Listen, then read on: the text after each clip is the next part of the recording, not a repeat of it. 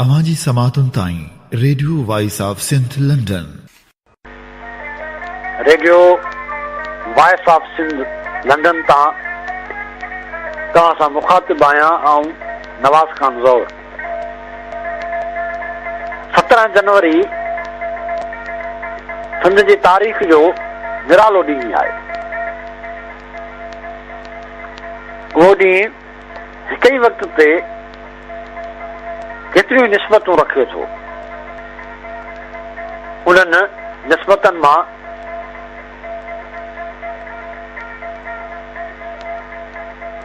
टे निस्बतूं तमामु अहम आहिनि।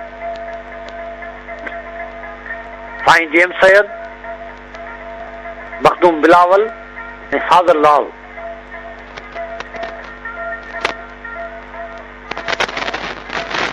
जनवरी खे सिंध इन्हनि टिनि निस्बतनि सां यादि थी रखी ऐं हमेशह यादि रखंदी।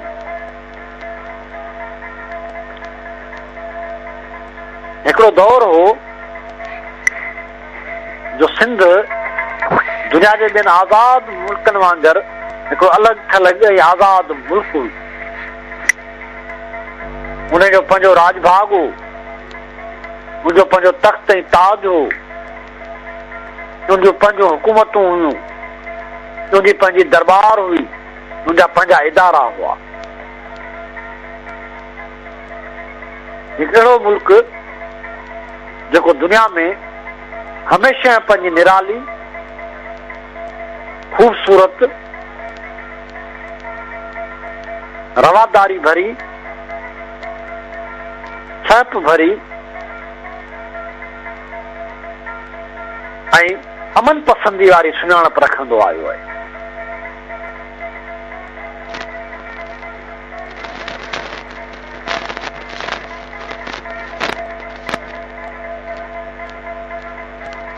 ऐं उनजी उहा सुञाणप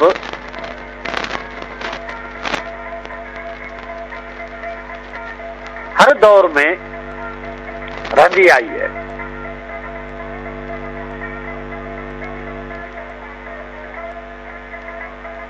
सिंध जो राय घराणो हुजे या चच, सुमरा घराणो हुजे या समा,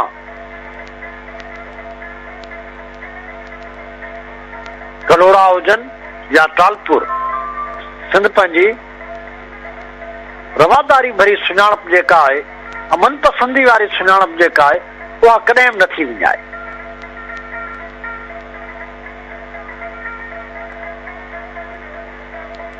उहा हिकिड़े मखसूस अंदाज़ सां पंहिंजे निराले ऐं मुनफरद अंदाज़ ते, मुनफरद रस्ते ते हलंदी आई है। उहा तसौफ़ जी धरती है, उहा मज़हबी रवादारी जी धरती है, उहा मुख़्तलिफ़ मज़हबनि, धर्मनि ऐं दीननि खे मञता ॾियण वारी धरती है। ऐं हिन धरती ते मुख़्तलिफ़ मज़हब हिक ॿिए सां टकराइजी, हिक ॿिए सां मिली, हिक ॿिए में समाइजी हिकिड़ी नई शिकिल वठंदा रहिया आहिनि। ऐं उन्हनि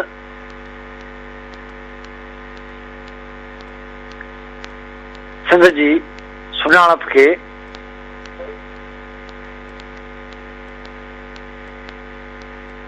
हर दौर में हिकिड़ी नई ऐं ख़ूबसूरत माना ॾींदो रहियो आहे।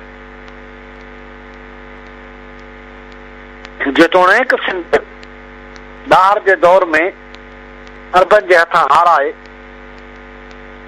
तमामु वॾो नुक़सानु सठो। हिकिड़ो अहिड़ो नुक़सानु जेको कॾहिं कॾहिं क़ौमनि जी सुञाणप तब्दील करे छॾींदो आहे।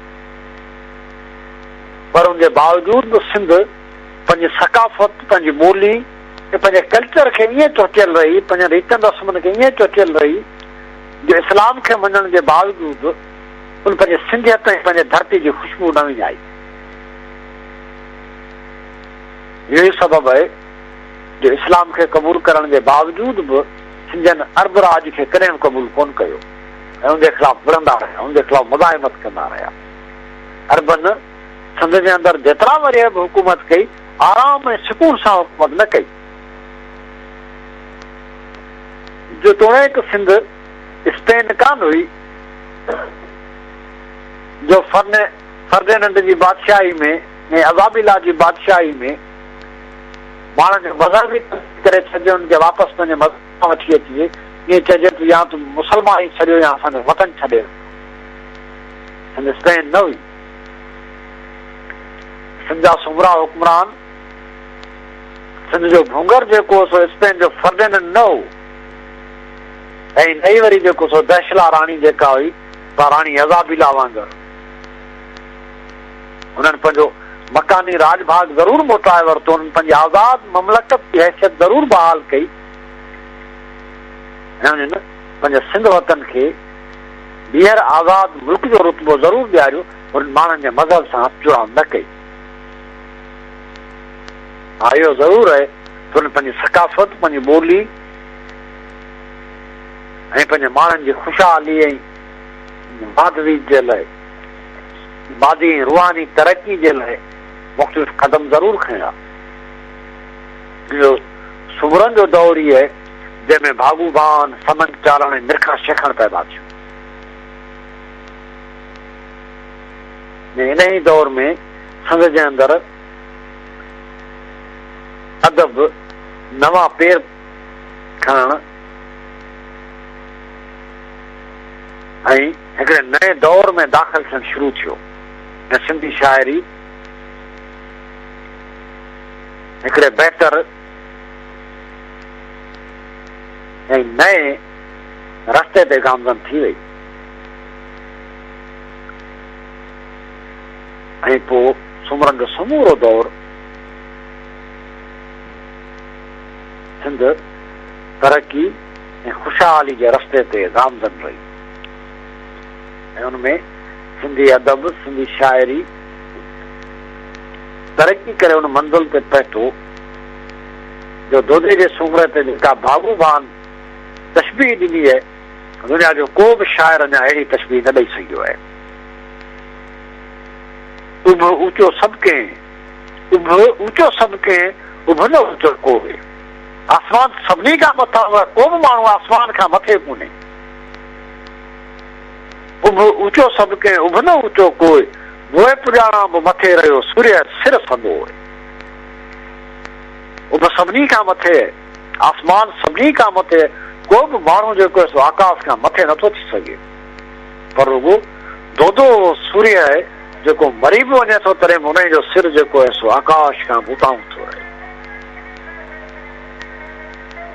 कंहिं माण्हू जी अज़मत ऐं सूर्याई जी कथ जे लाइ, उनजी अज़मत ऐं बहादुरी जे लाइ दुनिया जी समूरी शाइरी एॾी ख़ूबसूरत, एॾी वज़नदार, एॾी बुलंद तरीन तशबीह न ॾेई सघी आहे। जेतोणीक शख़्सियतनि सां मोहबतूं माण्हुनि जे मिज़ाज में अदल खां रहियूं आहिनि ऐं शाइर त थींदा ई सूर्याई ऐं ख़ूबसूरती जा पुॼारी आहे। उनजे करे उहे जिन शख़्सियतनि खां मुतासिर हूंदा आहिनि, दुनिया जूं समूरियूं ख़ूबसूरत तशबीहुनि जे क़दमनि में निछावर करे छॾींदा आहिनि। पर दुनिया जे समूरनि शाइरनि पंहिंजे पंहिंजे महबूब शख़्सियतनि लाइ जेके तशबीहूं ॾिनियूं आहिनि, उनमें का बि तशबीह एॾी बुलंद ऐं एॾी ख़ूबसूरत, एॾी वज़नदार न आहे जहिड़ी दोदे जे लाइ भागूबान ऐं समंग चालण ॾिनी। उन सुमरा दौर में सिंध तरक़ी कई ऐं सुमरनि खां पोइ जॾहिं इक़्तिदार समन ॾांहुं आयो त सिंध जी उन तरक़ी खे चार चंड लॻी विया ऐं सुमरनि ऐं समन जो दौर जेको आहे सो सिंध जो सोनहरी दौर आहे। सिंध उन खां पोइ अॼु ॾींहं ताईं बि एॾो ख़ूबसूरत ऐं सुहिणो ऐं इंसाफ़ भरियो दौर वरी न ॾिसी सघी आहे। ऐं समन जे दौर जाम निज़ाम ते पहुची जंहिं बुलंदी ते पए थो, जंहिं उताई ते पए थो, ऐं तरक़ी जी जंहिं मंज़िल ते पए थो, उन सिंध खे सनअती इनकलाब जे ॾाके ते अची बीहारियो। पर बदकिस्मती सां 1516 में जाम निज़ाम लाॾाणो करे वियो ऐं जाम निज़ाम जे लाॾाणे खां पोइ उन जे पुटु जाम फिरोज़ ॾांहुं इक़्तिदार वियो ऐं कॾहिं कॾहिं के पुट जेके जेतोणीकि हिकिड़ो फारसी शहर आहे त जेको कुझु आऊं न करे सघियो आहियां उहो मुंहिंजो पुटु कंदो। कांग्रेस जी सदारत जॾहिं जवाहरलाल नेहरू खे मिली पई त हुन ते कांग्रेस जे अॻूणे सदर मोतीलाल नेहरू इहो शेर पढ़ियो त जेको कुझु आऊं न करे सघियो आहियां मुंहिंजो पुटु कंदो। के पुट लाइक़ हूंदा आहिनि ऐं के पुट जेके आहिनि त पंहिंजे पीअरनि जी जुती में पेर पाए न सघंदा आहिनि। फिरोज़ बि ईअं ई हो ऐं फिरोज़ जी उन नालाइकी जे करे सम्झ सॼी दरबार जेका असां ड्रामा डोल थी वई। दुल्हा दरिया ख़ान दरबार छॾे काछे में पंहिंजी जागीर ते वञी वेठो। मखदूम बिलावल जेतोणीकि दरबार सां मुंसलिक रहियो पर फैसलनि में उन जो अमल दख़ल तमामु घटि ऐं नौजन जे बराबरि वञी रहियो ऐं सिंध जे दरबार में पहिरियों दफ़ो धारियुनि खे वधीक अहमियत मिलण लॻी ऐं पोइ उहो ॾींहुं बि आयो जो अरगून सिंध ते काहे आया। दुल्हा दरिया ख़ान हिन सूरताल में पंहिंजा शख़्सी रंज ऐं रुसामा छॾे ॾिना। हू दुश्मननि जे साम्हूं थियो ऐं पोइ सामूही जे मैदान ते झुंझार लथा ऐं धारियुनि खे ललकारियऊं। रण गजो लाड़ो थियो। सॼो ॾींहुं जंग हली। 1520 ईस्वी दुल्हा दरिया ख़ान शहीद थी वियो। बदकिस्मती सां सिंधी खटींदे खटींदे हाराइजी विया ऐं पोइ सिंध में जबर जो उहो दौर शुरू थियो जेको अॻु में सिंध कॾहिं कोन ॾिठो। अरबन बि सिंध सां घटि हाञा कोन कया हुआ पर अरगून ऐं तुर्खान दौर जेको आहे उहो ज़ुल्मनि में उन दौर खे बि मात ॾेई वियो।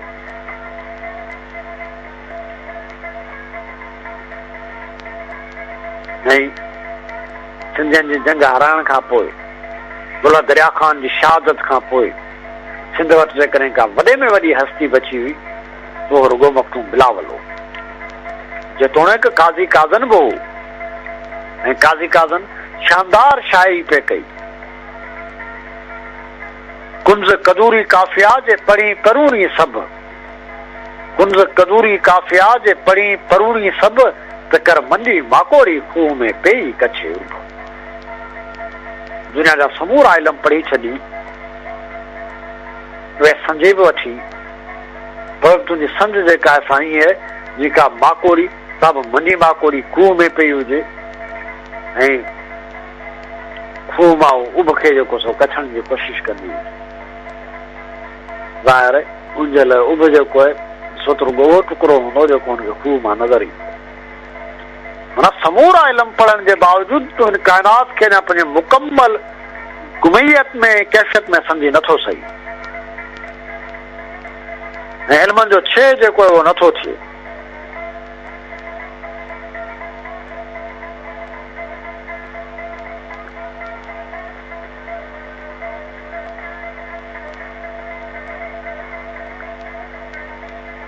एॾे भले शाइर हूंदे बि हुनजो किरदारु ॾाढो कमज़ोर हो ऐं पंहिंजे सिंधियुनि सां बाहि ॿेली पंहिंजी क़ौम सां बाहि ॿेली थी बीहण जो सहारो थी बीहण जे बजाए हू दुश्मननि जे वर चढ़ी वियो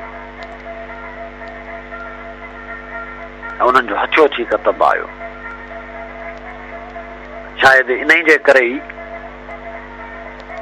हुन आख़िर में ईअं ई चयो त सही सील थियाम पढ़ियाम जे पाण लाइ सही सिल थियाम पढ़ियाम जे पाण लाइ अखर अॻियां उभरी वागू थी वरियाम। ऐं उनजी पंहिंजी आक़ जेका आहे उहा बि उन्हनि जे जबर खां बची न सघी ऐं शायदि उनखे पछताव थियो। ऐं पछताव में हुन ईअं बि चयो त मुंहिंजो समूरो इल्मु, मुंहिंजा समूरा अखर, जेको कुझु मूं पढ़ियो, उहे सभु शयूं जेके आहिनि मुंहिंजे लाइ पछताव थी पियूं आहिनि ऐं वागू वांगुरु मूंखे खाइण थियूं अचनि।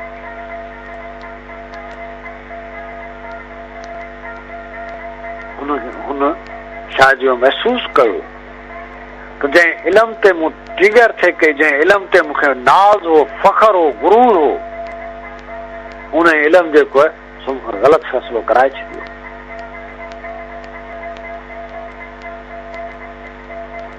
हू वहदतल शहूद जो मञींदड़ हो ऐं मखदूम बिलावल वहदतल वजूद जो मञींदड़ हो। मखदूम बिलावल ऐं काज़ी काज़न जे विच में जेको फिक्री झेड़ो हो, जेको फिक्री टकराव हो, उन में हिकिड़ो माण्हू जेको आहे सो पंहिंजे वतन, पंहिंजी क़ौम ऐं उनजे जुझारनि सां बीठो, ॿियो माण्हू जेको आहे सो दुश्मन जे कैंप में हलियो, दुश्मन जी झोली में वञी फिरियो। वहदतल शहूद खे हमेशह हुक्मरान पंहिंजे मफ़ादनि जे लाइ इस्तेमालु कयो आहे ऐं वहदतल वजूद जेको आहे उहो हमेशह इंसान दोस्ती ऐं अवाम दोस्ती ऐं वतन दोस्ती जे लाइ कतब आयो आहे। ॿिन्ही जे विच में इन ई झेड़े जेको आहे सो ॿिनि कैंपनि जो तयन थिए कयो ऐं पोइ मखदूम बिलावल ठटो छॾे वियो ऐं हुन दुल्हा दरिया ख़ान जे पुटनि खे, मोटण ख़ान खे, महमूद ख़ान खे, सारंग ख़ान खे तयारु कयो त तव्हां विड़ो। दुल्हा दरिया ख़ान जा पुट जिन खे मुखातिब थी अयाज़ ॾाढो शानदार नज़म लिखियो आहे। तूं हूअं बि मरंदे काठे में, तूं हूअं बि मरंदे काठे में, अॼु नायर वांगुरु छाल ॾेई तूं आओ पहाड़ी पाछे में।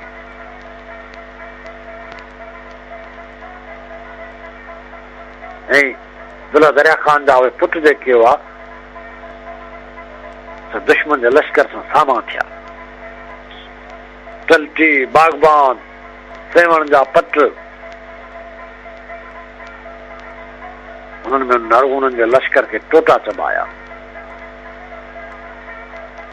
इहो झेड़ो जेको आहे सो सिजनि जंगनि खां पोइ गोरीला जंग में तब्दील थी वियो ऐं कंहिं तारीख़दान लिखियो आहे त अरगून, तुर्खान ऐं मुग़ल दौर, समूरो दौर हिकिड़ी राति में अहिड़ी कान हुई जंहिं राति हुक्मरान सिंध में जेको जो आराम ऐं सुकून जी निंड करे सघिया हुजनि।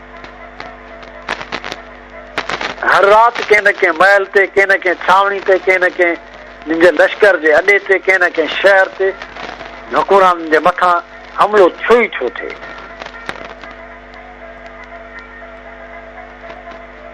इन सॼी मज़ाहिमत जो जेको अॻवान हो, जंहिं फिक्री तौर ते उन बग़ावत जे, उन मज़ाहिमत जे लाइ, उन विरहान जे लाइ जेको माहौल तयारु थिए कयो, माण्हुनि खे जेको उत्साहियो थिए, उहो मखदूम बिलावल। ऐं हुक्मरान खे ख़बर हुई त इहो झेड़ो जेको आहे सो केरु थो करे, केरु थो कराए, हिनजे पुठियां केरु आहे। उन्हनि ॼातो थिए त इहो सभु मखदूम बिलावल थो कराए, पर मखदूम बिलावल एॾो वॾो आलम हो जो सिधी त उन में हथ विझणु हुक्मरान जे लाइ ॾाढो ॾुखियो। हू बिना थिए त एॾे वॾे आलम खे जेको आहे सो कीअं फांसी चाढ़जे, एॾे वॾे आलम खे कीअं क़तल कजे, कीअं मारजे। मुंझ में हुआ, परेशान हुआ। ॾिठो अथनि जेकॾहिं मखदूम बिलावल खे रस्ते तां हटाए छॾिजे, राह तां हटाए छॾिजे, सॼी मज़ाहिमत जो अंत अची वेंदो, ख़ात्मो अची वेंदो। हुनजे करे इहे सटूं सटण लॻा, रिथूं रिथण लॻा त कीअं जो को सो मखदूम बिलावल मां जान छॾाए ॾे। मौलाना अबुल कलाम आज़ाद हिन ॾाढी भली ॻाल्हि लिखी आहे। हुन चयो आहे त नंढे खंड में हुक्मरान जी तलवार ऐं मुफ्ती जो कलम हमेशह गॾोगॾु रहिया आहिनि।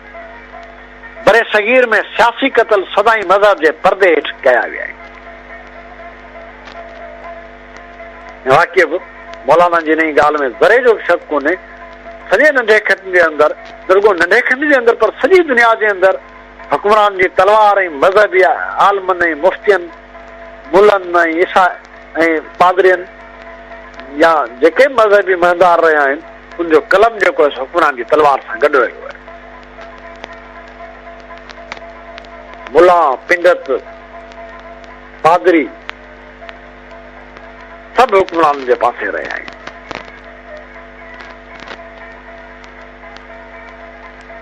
ऐं फतवा दुनिया जी सभ खां साहंगी शइ हुकुमराननि जे लाइ ऐं हमेशह उनजे हक़ में इस्तेमालु थींदी रही आहे। हुनजे करे मखदूम बिलावल जी शहादत जे लाइ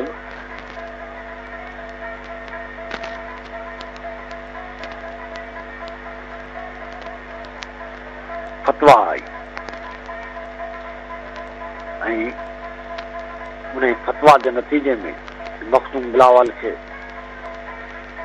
सुरीय सज़ावार कयो वियो। मखदूम बिलावल खां पुछियो वियो तोखे सज़ा उनखे घाणे में पीड़ण जी सज़ा ॾिनी वई। हुन खां पुछियो वियो तोखे सज़ा कीअं ॾिजे।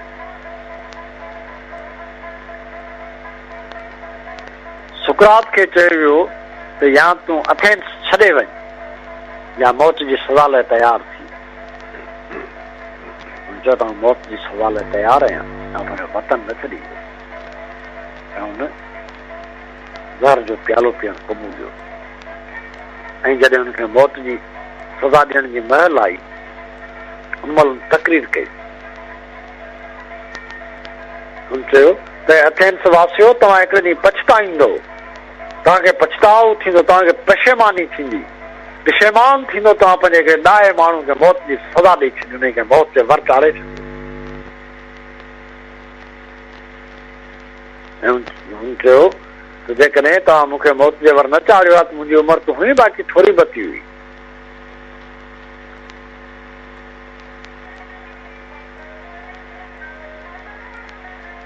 पर जेके माण्हू सज़ाऊं ॾींदा आहिनि उहे शायदि उन्हनि घड़ियुनि में उन्हनि लफ़्ज़नि जी अहमियत सम्झी कोन सघंदा आहिनि। ऐं वाक़ई बि पोइ हिकिड़ो वक़्तु ईंदो आहे जो पछताव में घिरजी वेंदा आहिनि। मखदूम बिलावल खां पुछियो वियो तोखे कीअं जेको तो घाणे में पीड़जे। तुन चयो त पहिरीं मूंखे जेको आहे पेरनि खां पीड़णु शुरू करियो या पंहिंजनि कननि सां पंहिंजे हॾनि जा तिड़काट ॿुधी सघंदा ऐं पंहिंजे वतन तां फरार पियो थियां, क़ुर्बान पियो थियां।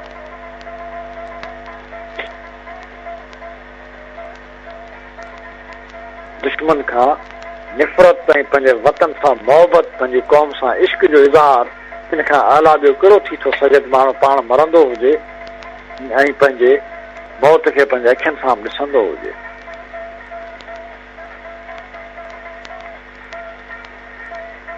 ऐं उहो माण्हू ख़ुशी ख़ुशी जेको असां मौत जे बहाने में हलियो वियो।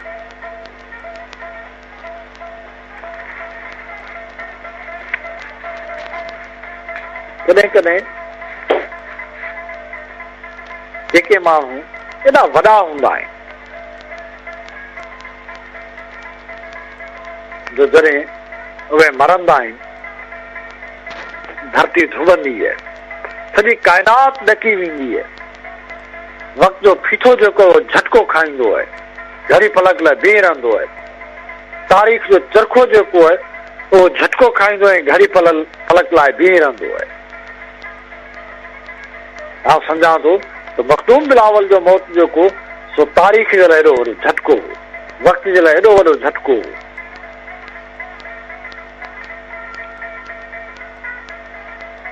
वक़्तु हिकु घड़ी लाइ बीह रहियो, फिर थी वियो।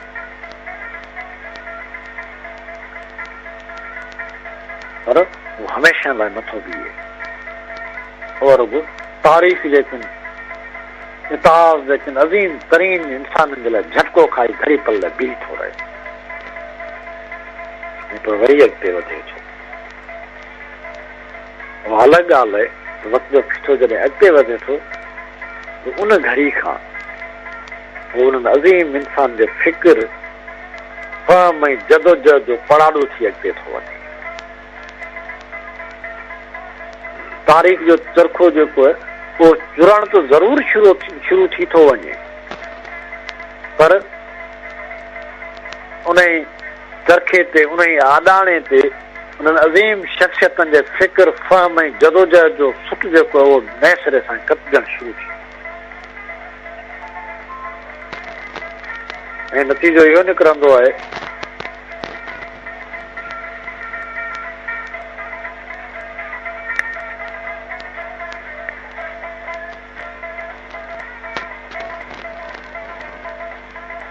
त नए सिरे सां हिकिड़े नए अंदाज़ सां तारीख़ पंहिंजे पाण खे वर्जाए थी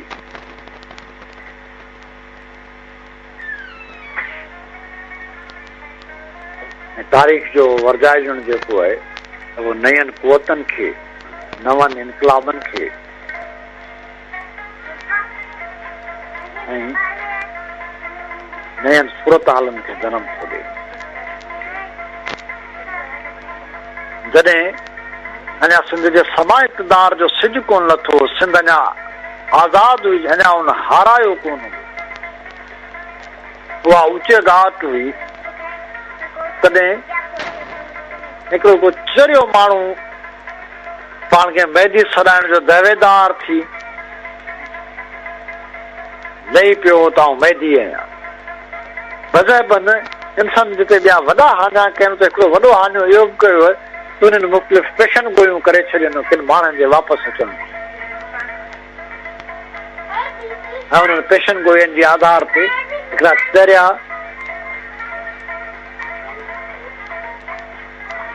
ज़हनी तवाज़ुन विञायल ऐं साइको केस माण्हू जेके आहिनि उहे पाण खे दवा था कंदसि जेको फलाणी जी हस्ती जी जेका पेशन गोई कयल आहे उहा आहे ईअं मेहदी जी जेका पेशन गोई कयल आहे मेहदी जौनपुरी नाले हिकिड़ो माण्हू जेको उन बि चयो त उहो मेहदी आऊं आहियां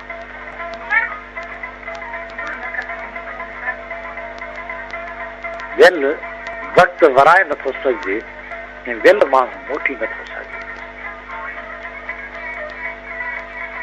ख़ुदा पैगुंबरनि जे उथण जी जेका ॻाल्हि थो करे उहा क़यामत जे ॾींहुं थो करे ख़ुदा ईअं नथो चए त अॻु में को पैगुंबर जेको आहे वापसि दुनिया में ऐं माण्हुनि जे सादगियुनि सां खेॾण जे लाइ मज़हबी पिंडतनि जेके हथनात ठाहिया आहिनि उहे माण्हुनि खे कॾहिं कॾहिं परेशान था कनि ऐं मखदूम बिलावल एॾो वॾो आलम हो जो उन्हनि हक़ातनि खां वाक़ुफ़ हो हिन करे मेहदी जौनपुरी जे ॻाल्हियुनि में अचण जे बजाए उन्हनि सॼे फितने खे सम्झोते उन फितने खे जड़ खां उखण लाइ उन हुकुम कयो शाह हैदर सनाई खे चयो माण्हू जेको थो अचे हिन माण्हू खे वापसि मोटाए जंग कर ऐं शाह हैदर सनाई सन वटि सिंधु दरिया में हुन जहिड़ो चुकियो मेहदी जौनपुरी जा केतिरा ई ॿेड़ा ॿुॾी विया जंग हाराई ऐं पाण भॼी जेको सो ईअं मोह कंहिंजो वरी कॾहिं सिंध ॾांहुं न वरियो उन शाह हैदर सनाई जे ख़ानदान में अॻियां हली करे साईं जेम्स जनम वरितो ऐं साईं जेम्स जो जनम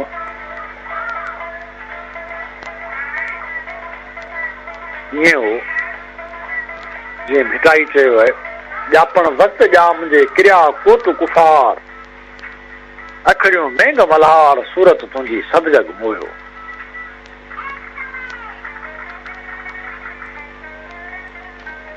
साईं जेम्स साहिब पंहिंजे किरदार पंहिंजे अमल पंहिंजी जाखोर पंहिंजे फहम पंहिंजे फ़िक्र ऐं पंहिंजे नज़रिए में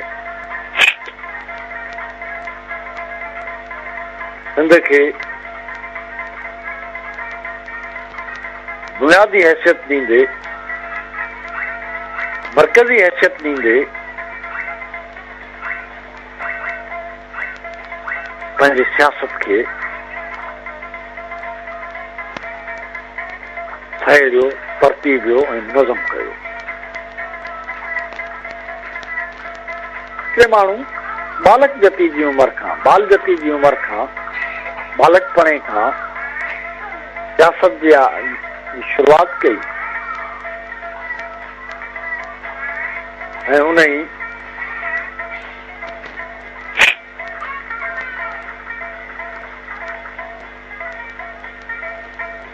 सियासत जो बुनियादु हुन अंग्रेज़ दुश्मनी ते रखियो।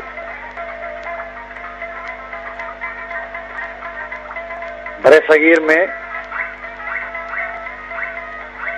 हाकिम हुआ, काबिज़ हुआ अंग्रेज़ बरे सगीर ते, हिंदा हुक्मरान हुआ। अंग्रेज़ फील्ड जो इस्तिलाह जेको आहे उहो नंढे वॾे जे वात में हूंदो। उन ई ज़माने में, जंहिं ज़माने में कांग्रेस बि अञा सिधी रीत अंग्रेज़ दुश्मनी में न वई हुई, या अंग्रेज़ दुश्मनी में अञा एतिरो घणो अॻियां कान वई हुई, ऐं बरे सगीर अञा पंहिंजे आज़ादी ऐं फिक्र खे सहण वारे अमल में लॻो पियो। शायदि ॿार हो, पोइ बि अंग्रेज़ दुश्मन हो, गुलामी जो दुश्मन हो। गैर फुल्केवार कांग्रेस में शामिल थियो।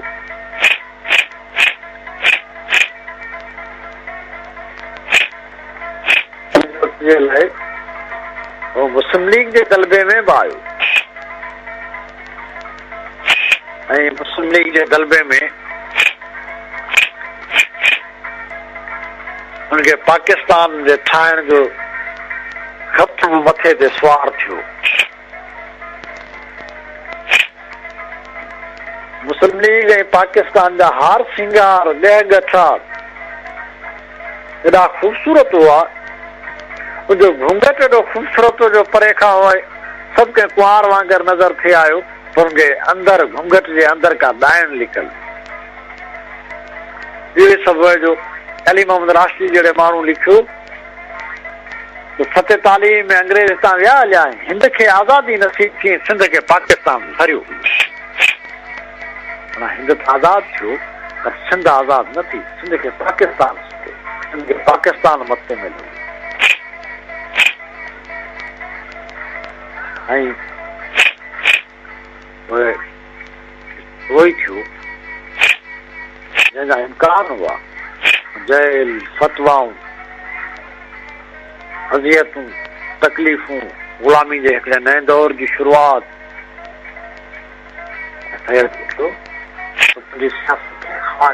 प्लेटफॉर्म तां रही हुजे, पर जो मरकज़ी नुक़्तो फ़क़ति ऐं मरकज़ी नुक़्तो ऐं महवर हमेशह सिंध ऐं सिंधी अवाम ऐं सिंधी क़ौम रही आहे।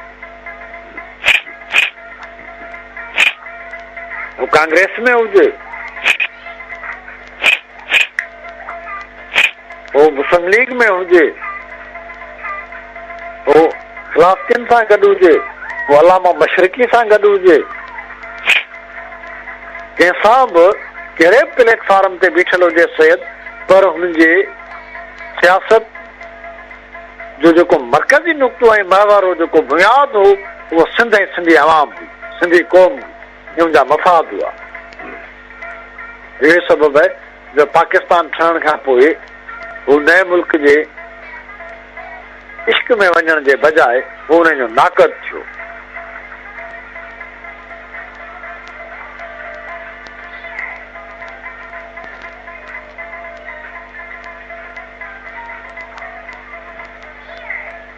ऐं पाकिस्तान जंहिं अंदाज़ सां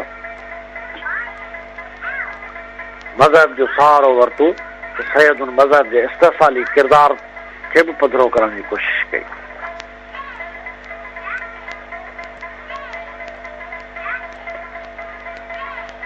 हुन माण्हू मज़हबनि ते ॻाल्हाइण खे ॾाढो छिरकंदा आहिनि, इन जे करे जो दुनिया में वधि खां वधि जुनून जेकॾहिं कंहिं शइ सां रहियो आहे माण्हुनि जो, त उहो मज़हब लाइ रहियो आहे। हुनजे करे कंहिं बि अताब हेठि अचण खां माण्हू ॾाढो लवाईंदा आहिनि, पर सैयद ॾाढी जुरतमंदी सां इस्लाम जे इस्तिफ़ाली किरदार खे वाइखो कयो ऐं हुकुमराननि खे जेको पंहिंजे इस्तिफ़ाल ऐं फुल जो हथो करे कतबाण जी कोशिशि पे कई, सैयद हुनखे पधिरो कयो ऐं हुन बेक़ौमी नज़रिए ते, मुसलमान क़ौम जे नज़रिए ते, पैन इस्लामिज़म ते, इन्हनि समूरनि शयुनि ते, इन समूरनि नज़रियाती गुमराहनि ते वरी तिंज़ वरी चथर कयईं वरी सग सां जेको आहे हुननि जो हमले आवर थियो हुन चयो त मुल्क मज़हबनि जे बुनियाद ते कोन थींदा आहिनि क़ौमूं मज़हबनि जे बुनियादनि ते कोन ठहंदियूं आहिनि उनजे ठहण लाइ जदीद क़ौमी बुनियाद दरकार हूंदा आहे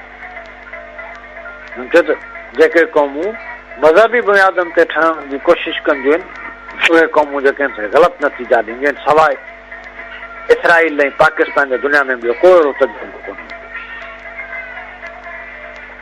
दुनिया में ॿ मुल्क जेके आहिनि ॿ ममलकतूं जेके आहिनि मज़हब जे बुनियाद ते ठहियूं आहिनि ऐं उन्हनि ॿिन्ही जेको आहे पंहिंजे इलाइक़े में घटि में घटि अमन खे यरगमाल करे छॾियो आहे या पंहिंजे इलाइक़े मां अमन खे भॼाए छॾियो आहे अमन खे नेकारी ॾेई छॾी आहे ऐं उन्हनि ॿिन्ही हिकिड़ा अलमिया तकलीफ़ कया आहिनि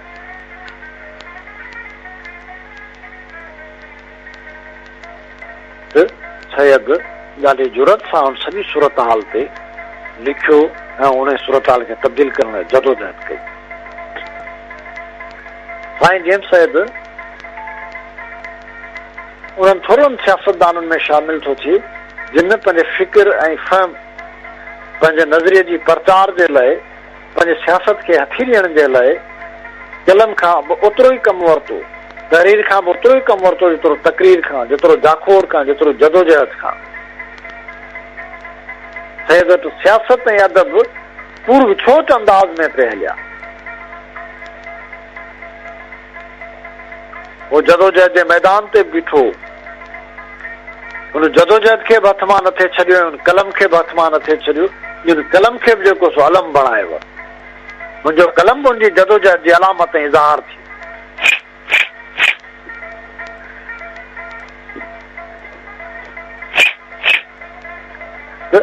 उन घण तरफ़ जदोजहद कई हिकिड़ो अहिड़ो इंसान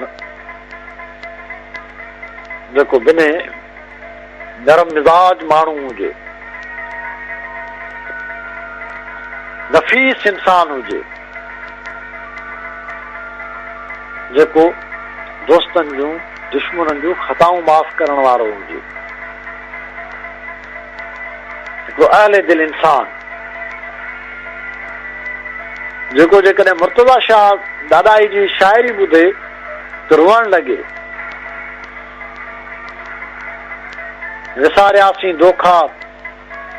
विसारियासीं दोखा दोस्तनि जा न दुश्मन थियासीं दुश्मननि जा विसारियासीं दोखा दोस्तनि जा न दुश्मन थियासीं दुश्मननि जा वयो वापरियो छा विसारे छॾियोसीं अंगण जेकी आया ठिकारे छॾियोसीं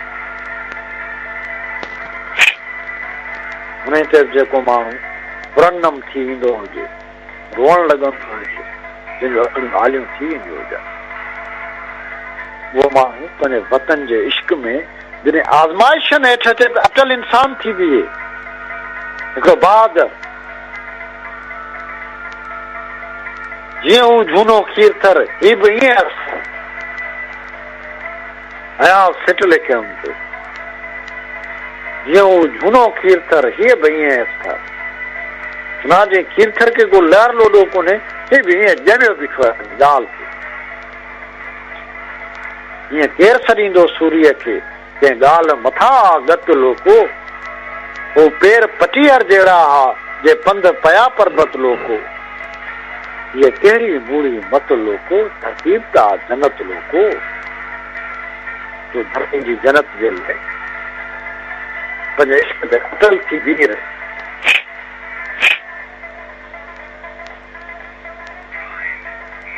ऐं पंहिंजी उमिरि जे आख़िरी मोड़ ताईं बि उहो पंहिंजे इश्क में अटल बीठो रहियो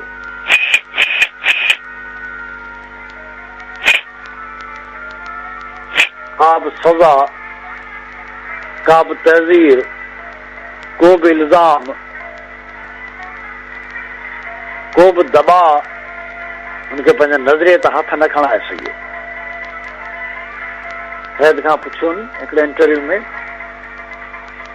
त तव्हांखे सभ खां घणी मोहबत कंहिंसां आहे चए मूंखे सभ खां घणी मोहबत सिंध सां आहे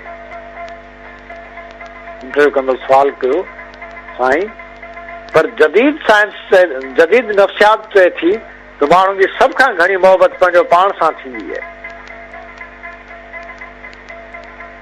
जवाब जे हा हूंदो, जदीद नफ़्सियात चवंदी हूंदी, पर मुंहिंजी सभ खां घणी मोहबत जेका आहे सिंध सां आहे, पाण सां न आहे।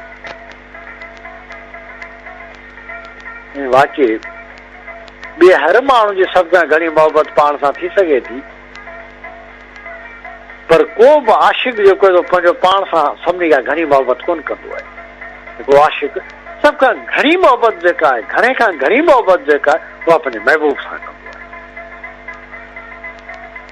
मूंखे माउ मिजाज़ किनारे जीअं किनियो, हींअरो बहिरी बाज़ चाहे चंबन में कयो। आशिक़ मिजाज़ में जेको आहे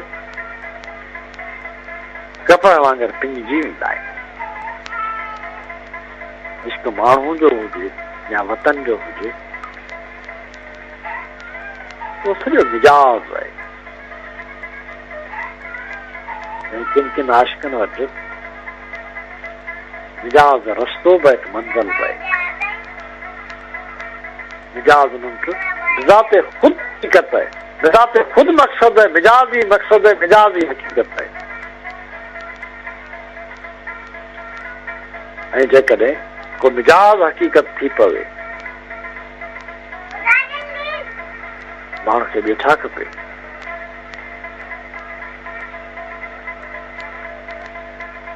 सारी दुनिया मिजाज हो जाए, आशिकों की ईद हो जाए।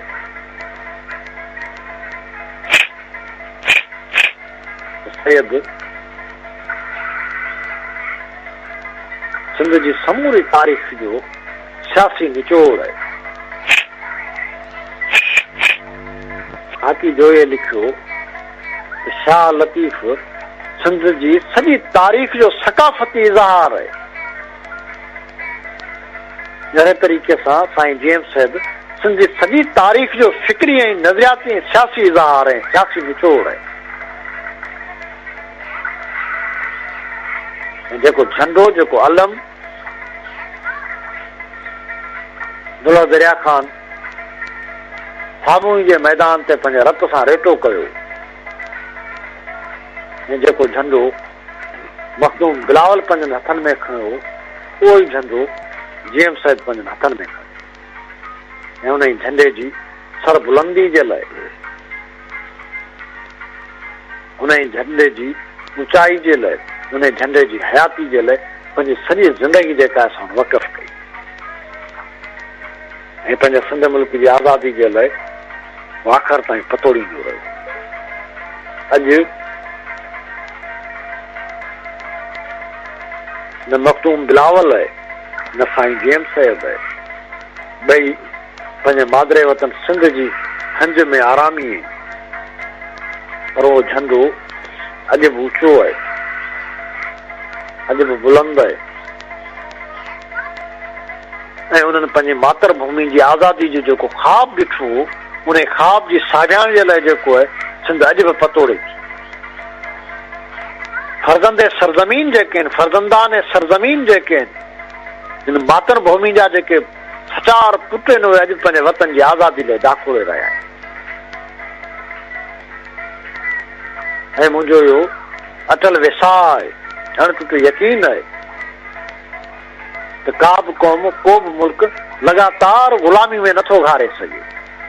हा, उहो कमज़ोर थी सघे थो, उहो हीणो थी सघे थो, उहो हारायल थी सघे थो, उहो कुझु वक़्त जे लाइ पूणो पइजी सघे थो, पर उहो वरी पासो बदिलाईंदो, वरी कर मोड़ींदो, उहो वरी उथी खड़ो थींदो, पंहिंजे पेरनि ते बीहंदो, जो पंहिंजी आज़ादी जी हासिलात जे लाइ जदोजहद कंदो, जाखोड़ कंदो, विढ़ाम कंदो, ऐं उन वक़्त ताईं विढ़ाम कंदो जेसि ताईं पंहिंजी आज़ादी ॿीहर माणे नथो अचे।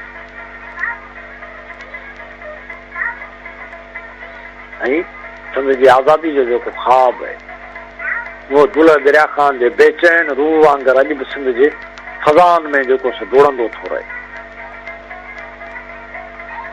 उहो भिटाई जी वाई जी शिकिल में सैयद जे आवाज़ जी शिकिल में, शहीदनि जे रत फुड़नि जी शिकिल में, मोहबत भरियनि दिलियनि जे धड़कण जी सूरत में अॼु बि जीअरो ऐं जाॻंदो आहे, जीअरो जाॻंदो आहे ऐं पंहिंजे तहबीर लाइ वाधाए रहियो आहे। तारीख़ वटि कॾहिं कॾहिं देर ज़रूर हूंदी आहे पर अंधेर कोन हूंदो आहे। ऐं ग़ुलामी जी ऊंदाई नेठि रोशनी में, आज़ादी जी रोशनी में तब्दील थियणी हूंदी आहे। ग़ुलामी जी राति आख़िरकार आज़ादी जी टे फुटी खे जनम ॾींदी आहे। इहो फितरत जो उसूल आहे त राति मां ई पिरे फुटंदी आहे, ऊंदाई मां ई रोशनी फुटंदी आहे। बिल्कुलु अहिड़ी रीति जेका आहे ग़ुलामी मां ई आज़ादी फुटंदी। हिन जे करे गराज औज पे ताले रकीब तो क्या, मैं लिखियो गराज जुदा है तो कल बहम होंगे, ये रात भर की जुदाई तो कोई बात नहीं, गराज औज पे है ताले रकीब तो क्या, ये 4 दिन की खुदाई तो कोई बात नहीं। सो जेका ग़ुलामी जी राति डिघी थी वई आहे, असां सम्झूं था हाणे हुन जो अंत जेको आहे सो वेझो आहे, मुंहिंजी पुॼाणी थियण वारी आहे। हीअ आज़ादी जी पिरे जेका आहे इन राति जी ऊंदाई मां ईअं फुटी निकिरंदी जीअं कंहिं कारे कारे हाव मां मोहबत जी रोशनी ऐं मोहबत जो नूर फुटी निकिरंदो आहे। असां सम्झूं था त सिंध जी हुन आज़ादी में, हुन आज़ादी जी टे फुटी में, आज़ादी जी हुन प्रभात में दुल्हा दया ख़ान जे रत फुड़नि जी रोशनी हूंदी, मखदूम बिलावल जे टड़काट कंदड़ हॾड़नि जो सुहाउ हूंदो ऐं जेम्स जे कलम जो रंग हूंदो, मुंहिंजी जदोजहद जो रंग हूंदो। ऐं असां सम्झूं था त उहा पिरे हाणे घणी परे न आहे। अवां जी समातुनि ताईं radio voice of Sindh London. त पाण जिन मामलनि ते हिन वक़्त ताईं ॻाल्हायो आहे उहे समूरे जा समूरा मामला सिंध जे मसइलनि सां ॻंढियल रहिया आहिनि। ऐं उन्हनि मामलनि में वरी अक्सरियत जेका कंहिं मौज़ू जी रही आहे त उहा शख़्सियतूं आहिनि। ऐं उहे शख़्सियतूं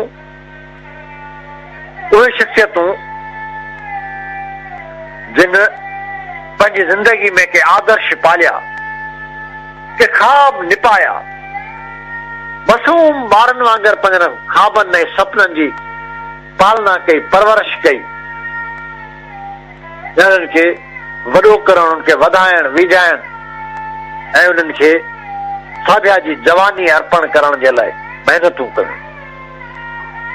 ऐं उन्हनि में बि अक्सरियत उन्हनि माण्हुनि जी आहे जिन माण्हुनि पंहिंजनि आदर्शनि ऐं पंहिंजनि ख़्यालनि में जानियूं क़ुर्बान करे छॾियूं। माण्हू जी जेकॾहिं का वॾे में वॾी मेरास आहे, माण्हू वटि जेकॾहिं का वॾे में वॾी मिल्कियत आहे, का सभ खां उत्तम ऐं आला शइ तो उहा हुनजी पंहिंजी ज़िंदगी आहे। ऐं पंहिंजे आदर्श सां, पंहिंजे मक़सद सां, पंहिंजी क़ौम सां, पंहिंजे वतन सां माण्हू जी मोहबत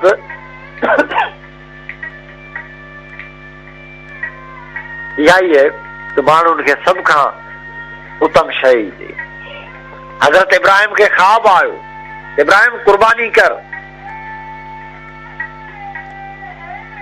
ख्वाब में खुदाई आवाज़ उनके चए थो त इब्राहिम कुर्बानी कर। वो परेशान है तो छा कुर्बान करियां। वरी ख्वाब थो अचे त इब्राहिम कुर्बानी कर पंहिंजी का प्यारी शइ। इब्राहिम वरी परेशान है तो छा कुर्बान कजे। नबी है, पैगंबर है, पर उनखे ख़बर नथी पए। मुख़्तलिफ़ शयुनि जे बारे में सोचे थो। उठ उनखे ॾाढा प्यारा आहिनि। उठ कुर्बान करियां, बकरी कुर्बान करियां, मेंह कुर्बान करियां। वरी ख्वाब थो अचे त इब्राहिम जेका सभ खां वधीक प्यारी शइ अथई उहा कुर्बान कर। हज़रत इब्राहिम सोचे सोचे नतीजे ते पए थो त मूं वटि मुंहिंजे लाइ सभ खां वधीक प्यारी शइ कहिड़ी आहे? मुंहिंजो पुटु। हज़रत इस्माइल उन्हनि जी कुर्बानी करण लाइ तयारु थो वञे। औलाद सां गॾु माण्हू वटि जेकॾहिं का सभ खां प्यारी शइ आहे त उहा ख़ुदि हुनजी पंहिंजी ज़िंदगी आहे। जदीद नसियात चए थी त माण्हू सभ खां घणो प्यार जेको पंहिंजो पाण सां कंदो आहे, उनजा ॿिया सभु प्यार ॿियूं सभु मोहबतूं उनजे पाणपणे खां पोइ शुरू थियूं थियनि। पाण सां प्यार माना पंहिंजी ज़िंदगी सां प्यार। माण्हू शायदि डिॼंदो बि इन जे करे आहे, ज़िंदगी हुनखे ॾाढी प्यारी हूंदी आहे, हुनखे ख़तरनि में विझणु, हुनखे ॿूहे में ॾियणु, हुन ते कंहिं क़िस्म जो को बि तकलीफ़ ऐं इज़ा अचणु सही न सघंदो आहे, हुनखां डिॼंदो आहे। ऐं शायदि ज़िंदगी जे प्यार जे करे ई माण्हू मौत खां बि डिॼंदो आहे। पर इहा आम रवश आहे। इन आम रवश खां हटी करे हिकिड़ी ॿी रवश बि आहे। उहा रवश जंहिंमें ज़िंदगी सां त बेपनाह मोहबत कबी आहे, पर उहा ज़िंदगी पंहिंजे आदर्श, पंहिंजे वतन, पंहिंजी क़ौम, पंहिंजे इश्क ते बलार करण जे लाइ माण्हू तयारु हूंदा आहिनि ऐं बलार करे बि छॾींदा आहिनि।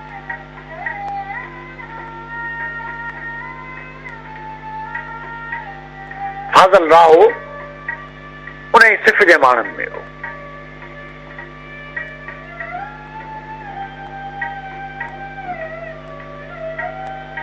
शहीदनि जी वॾाई इन में हूंदी आहे जो जेके पंहिंजी ज़िंदगी कुर्बान करे छॾींदा आहिनि। ऐं वरी चवंदा छा आहिनि, जहां दी हुई उसी की थी, जहां दी हुई उसी की थी, हक तो ये है कि हक अदा न हुआ। जान ॾेई छॾी थी, कहिड़ी वॾी ॻाल्हि थी वई, ज़िंदगी त हुई हुनजी। सची ॻाल्हि इहा आहे त जेको असां हक़ त अदा ई कोन करे सघियासीं। ऐं वरी बीठा लफ़्ज़नि में हीअ तां सिर हिकिड़ो आछींदे लॼ मरां, हुजनि सिर घणा त वारे वारे वधिया। माना मोहबत जी राह में, इश्क जी राह में, आज़ादी ऐं इनकलाब जी राह में, पंहिंजे आदर्श मक़सद ऐं ख़्वाबनि ऐं सपननि जी राह में, पंहिंजी क़ौम ऐं मुल्क जी राह में हिकिड़े सिर जी का क़ीमत ई कान्हे, को मुल्ह ई कोन्हे। इहे शुक्र अलहम्द जो मथो घुरियो ई मंगणा, इहो त शुक्र जो तो मथो ई घुरियो, सिर ई घुरियो, इहा त नंढड़ी शइ आहे। आशिक जेके आहिनि से ईअं ई सोचींदा आहिनि, हीअ ज़िंदगी जेका आहे असां वटि असांजी क़ौम ऐं असांजे वतन जी अमानत आहे, हुनजे करे हुनखे अर्पणा करे छॾींदा आहिनि। शहीद फाज़ल राहो उन क़िस्म जे माण्हुनि मां हो।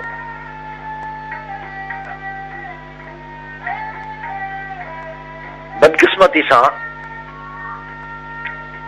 आऊं कॾहिं फाज़ल राहे खे ॾिसी कोन सघियसि, न ई वरी कॾहिं हुन सां मिली सघियसि।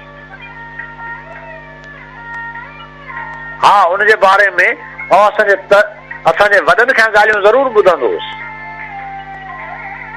उहे फाज़ल खां उन ई उमिरि खां वाक़ुफ़ हो जॾहिं ॿार हूंदो, जॾहिं नंढो हूंदो। फाज़ल पंहिंजे ॿियनि माइटनि सां गॾिजी बाल चारण जे लाइ असांजे तर में ईंदो। कड़ियो गंवर, रावकी ऐं बठोरो एॾो वॾो पंधु कोन्हे, ऐं हिते जेके राह वेठा आहिनि उन्हनि सां बि उन्हनि जी पंहिंजाइप आहे। उनजे करे जॾहिं वस थींदी हुई त उतां उहो माल चारण ईंदा हुआ ऐं फाज़ल माल चाढ़ींदो। ऐं असांजा वॾा जेके हुआ, जेके उनजा हमअसर हुआ, हमउमर हुआ, उहे उनजे इख़लाक़ जी, उनजे मिलण जुलण जी, उनजे फज़ीलतनि जी वाखाण कंदा हुआ। ऐं पोइ जॾहिं फाज़ल में उहो शऊर आयो जो कंहिं मामले ते उथी सघे, बीह सघे, ॻाल्हाए सघे, त हुन हारियुनि जे हक़नि जे लाइ ॻाल्हाइणु शुरू कयो।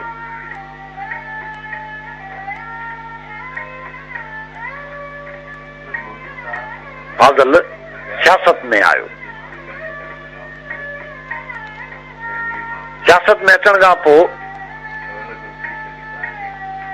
जीअं सियासी ज़िंदगी में थींदो है, अब उदास फिरते हो सर्दियों की शामों में, इस तरह तो होता है इस तरह के कामों में।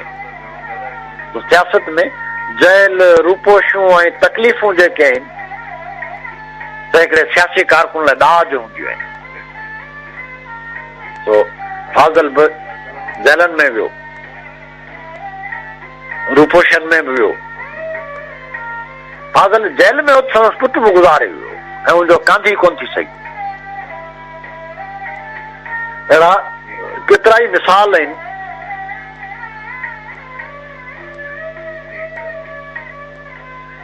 डॉक्टर कादर मक्सी शायदि रूपोश हो संदसि मां गुज़ारे वई, हुनजो कांधी कोन थी सघी। डॉक्टर दोदो मेहरी जेल में उते संदसि मां गुज़ारे वई ऐं वरी जेल में उते संदसि पीउ बि गुज़ारे वियो। जेतोणीकि हुनखे पेरोल ते छॾियो वियो पर हू कांधी न थी सघियो। फाज़ल बि जेल में उते संदसि पुटु सिद्दीक़ राहो गुज़ारे वियो ऐं सिद्दीक़ जे लाइ मशहूरु आहे त हुन MRD जी तहरीक में बि भरपूर हिसो वरितो। ऐं चवनि था फाज़ल जा जेके फाज़ल जे पुटनि में सभिनी खां वधीक जेकॾहिं को एक्टिव ऐं बहादुर पुटु त उहो ई हो। ऐं उन जे वफ़ात फाज़ल खे तमामु वॾो ॾुख रसायो। यकीनन हिकिड़ो माण्हू हज़रत अली चयो त माइट जे कुल्हे ते सभ खां वॾो भार नौजवान पुट जो लाश हूंदो आहे। तो उनजो ॾुख जेको आहे उहो त यकीनन वॾो ई थी सघे थो।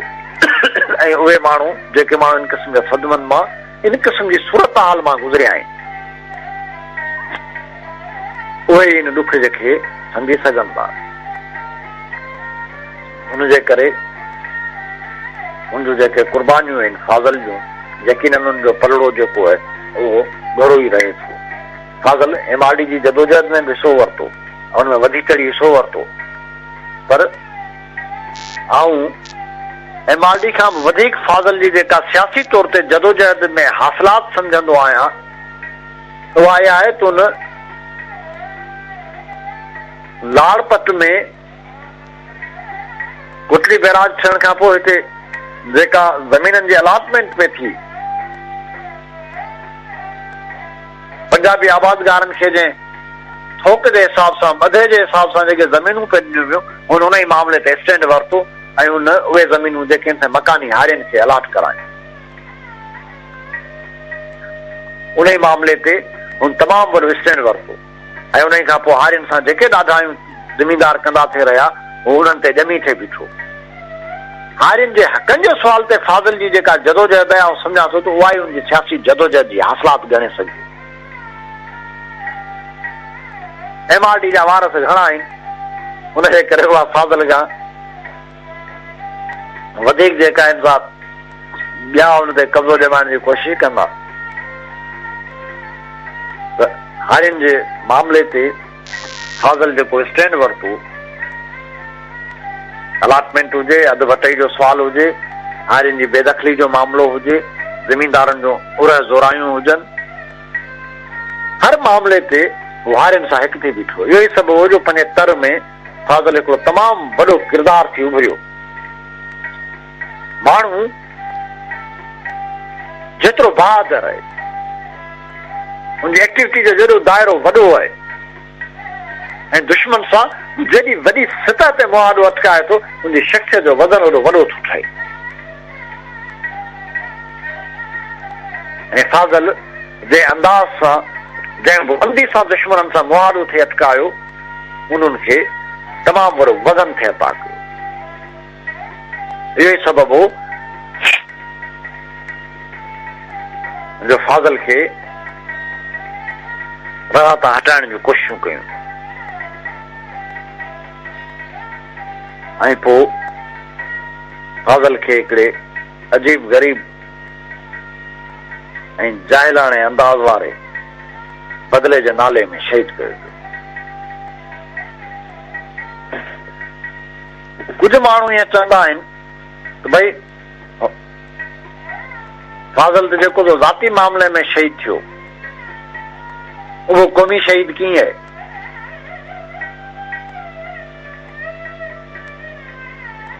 आउं चवंदो आहियां उन्हनि खे जवाब में जेको उहो माण्हू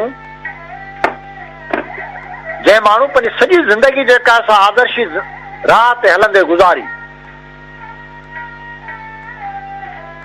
जंहिं माण्हू पंहिंजे जीवन जो पल पल जेको आहे सो पंहिंजी आवाम ऐं पंहिंजे क़ौम जी ख़िदमत में गुज़ारियो, उन्हनि जे हक़नि जे लाइ वक़फ़ कयो, उनजो मौत मुंहिंजी ज़िंदगी जदोजहद खां धार नथो थी सघे। हिकिड़ी ॻाल्हि। ॿी ॻाल्हि इहा आहे त दुश्मन चालाक आहे, एॾो वॾो चालाक आहे, एॾो वॾो धोखेबाज़ आहे, एॾो वॾो साज़िशी आहे, मकार आहे, जो हुनखे जितां घटी मिले थी उतां वार थो करे। हुनजे लाइ बहितरीन अंदाज़ जेकॾहिं को थी सघे थो त उहो इहो आहे त माण्हुनि खे शख़्सी ऐं बिरादरी ऐं मुख़्तलिफ़ क़िस्म जे जहिड़नि में विछड़ा उन्हनि वकील माराए छॾे।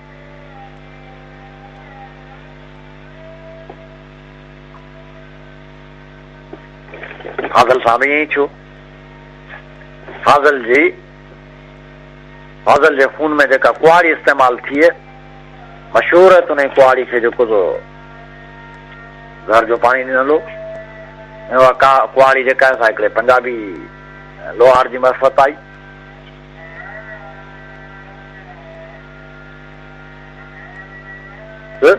हिकिड़ी वॾी साज़िश ऐं रिथाबंदी सां फाज़ल खे इन राह तां हटाइण जे लाइ हिकिड़े ज़ाती मामले खे ज़रियो बणायो वियो। तंहिंजे करे आउं चवंदो आहियां त शहादत दुश्मन जे हथां थिए या दुश्मन जे दलालनि जे हथां थिए, शहादत हूंदी आहे।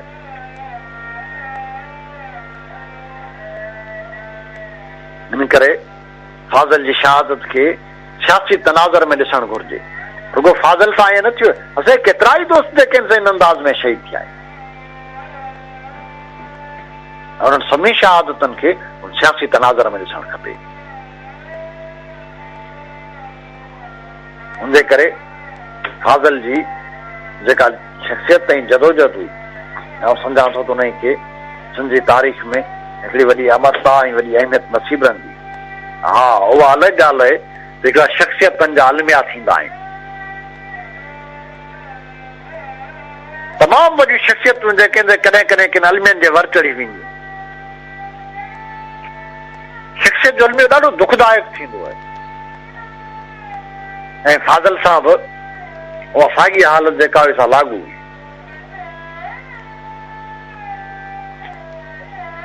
फाज़ल राय खां वठी कासिम पथर ताईं असांजा केतिरा ई दोस्त शख़्सियत जे अलमीअ जे वर चढ़ियल हुआ।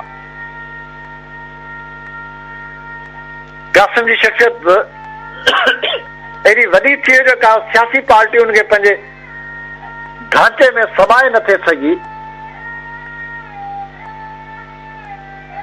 ऐं फाज़ल जो अलमियो इहो तो ग़लति जॻह ते। माण्हू सही हो, सियासत सही हुई उनजी, पर जॻह ग़लति हुई। अंग्रेज़ी में हिकिड़ो मुहावरो इस्तेमालु थींदो आहे, right person at right place on the right time. सही वक़्त ते सही माण्हू जो सही वक़्त ते सही जॻह ते हुजणु। बदकिस्मती सां फाज़ल जो दौर त ठीकु हो, पर जॻह जेका हुई सा ठीकु न हुई, उहा दुरुस्त न हुई। सिंध में तबक़ाती सियासत कंदड़ धुरियनि में जेके बि धुरियूं ॻणजनि थियूं, उहे तबक़ाती सियासत जी प्रचार त ज़रूर कंदियूं हुयूं, उनजूं दावेदार त ज़रूर हुयूं, पर उन्हनि जी हालत भिटाई जे लफ़्ज़ में पूरो तूं कुफर से वारी हुई। बदकिस्मती सां अवामी तहरीक बि तबक़ाती सियासत जे नाले में, मार्क्सिज़म जे नाले में, माओइज़म जे नाले में, साबी धुर जी सियासत जे नाले में सिंध में फिक्री गुमराहियूं, नज़रियाती गुमराहियूं पखियूं। हुन क़ौमी सुवाल खे ढकण जी कोशिशि कई, हुनजी सॼी सियासत जेका आहे रिएक्शन ॾेई वई।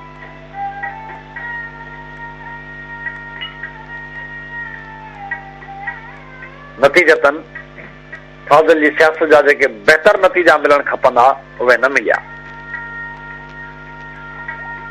रशीद भट्टी जी जेल डायरी छपी आहे 80 लोचूं लोह में, हुनमें रसूल पलीजे जी सियासत जो जाइज़ो वरितो आहे। अयाज़ जी रायत ॾिसजे हुन में त अयाज़ छा थो चए। ठीकु आहे, अयाज़ हिकिड़ो मुरावत वारो माण्हू, हुन पंहिंजे ॿियनि किताबनि में जेको पलीजे साहिब जे लाइ हिकिड़ा चङा लफ़्ज़ इस्तेमालु कया, पर जेल में जॾहिं भट्टी ऐं अयाज़ उनजी सियासत जो तजुर्बो था कनि, राई बि था रखनि। त सम्झां थो त इहो वॾो अलमियो हो शेख फाज़ल आहे जो पलीजे सां गॾु सियासत अवामी तहरीक में सियासत कई। ऐं ख़ुदि इहो सिंध जो अलमियो आहे। सिंध में का तबक़ाती बुनियाद रखंदड़ पार्टी उसरी कान सघी आहे जेका तबक़ाती बुनियादनि ते सियासत कंदे क़ौमी सुवाल ॾांहुं रुजू करे ऐं बुनियादी तज़ादनि खे हल करण लाइ जासूस करे।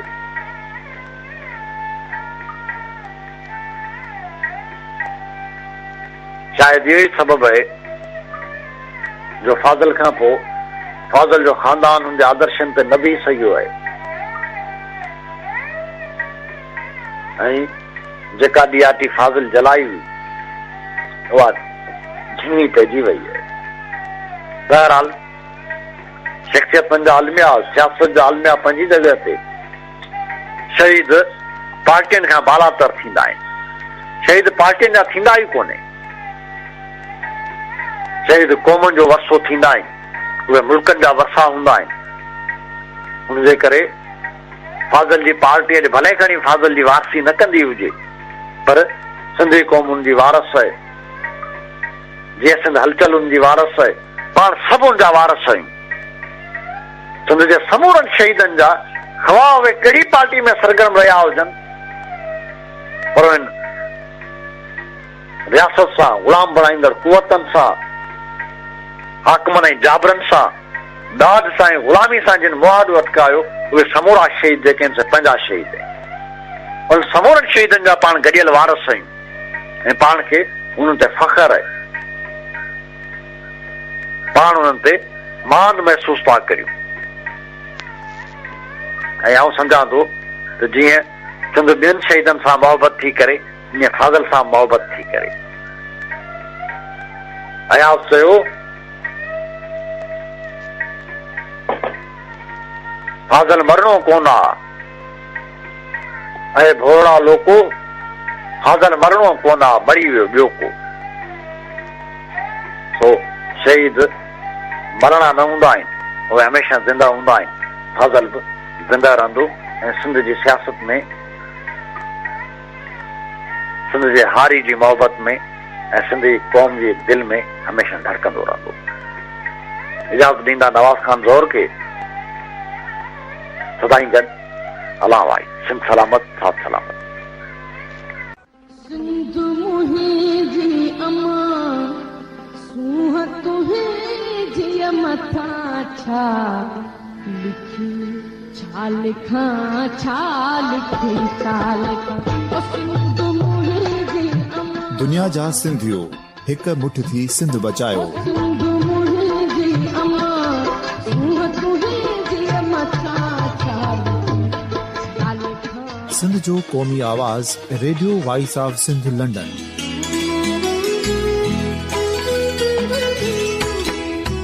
Radio voice of Sindh London पंहिंजी नशरियात में सिंध जी सियासत, समाज, इक़्तिसादियात, तारीख़, क़ौमी उमंगुनि ऐं इख़्लाक़ियात मुतलिक़ सिंध जी हक़ीक़ी तर्जुमानी कंदे प्रोग्रामनि खे असराइतो बणाइण लाइ सिंध जे घण घुरनि ऐं धरतीअ सां प्यार कंदड़ अदीबनि, दानिशवरनि, सहाफ़ियुनि, उस्तादनि, वकीलनि ऐं हर तबिके जे मानवारनि सजणनि खे सिंध में शऊरी इनकलाब लाइ सहकार जो सॾु ॾियूं था।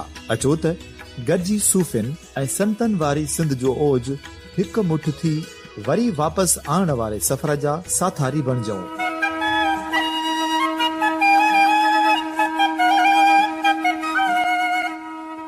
हिकु नए सुबुह जी शुरूआत जो पड़ाॾो घर घर ॻोठ ॻोठ ऐं शहर शहर ताईं पहुचायो। शाल सिंध आबाद ऐं ख़ुशहाल थिए, सिंधी माण्हू सुखियो ऐं सताबो थिए।